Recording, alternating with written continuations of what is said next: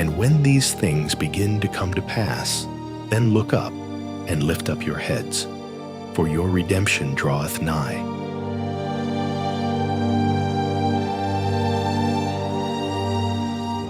Maranatha, the Lord is coming.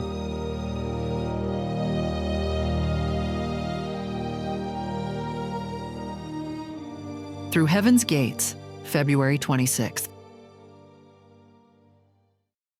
By faith, Enoch was translated that he should not see death. For before his translation, he had this testimony, that he pleased God.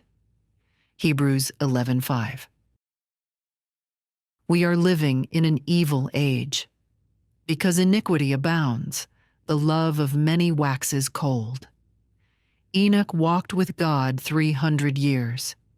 Now the shortness of time seems to be urged as a motive to seek righteousness. Should it be necessary that the terrors of the day of God be held before us in order to compel us to right action?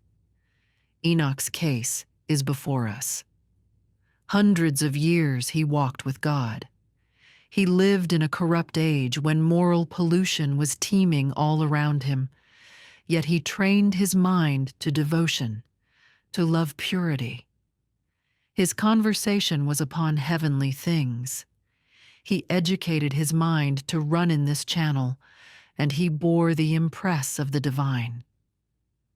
Enoch had temptations as well as we. He was surrounded with society no more friendly to righteousness than is that which surrounds us. The atmosphere he breathed was tainted with sin and corruption, the same as ours. Yet he lived a life of holiness. He was unsullied with the prevailing sins of the age in which he lived. So may we remain pure and uncorrupted.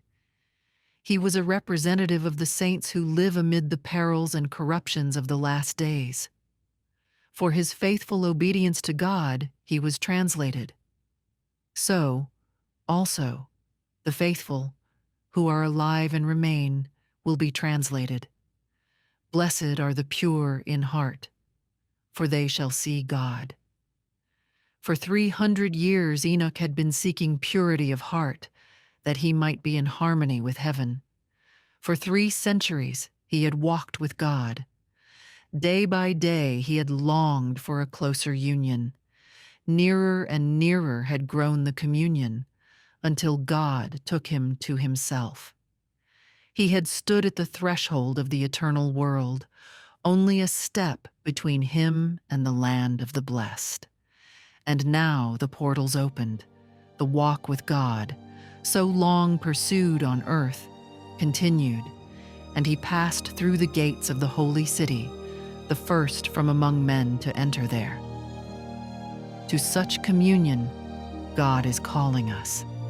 As was Enoch's, must be their holiness of character, who shall be redeemed from among men at the Lord's second coming.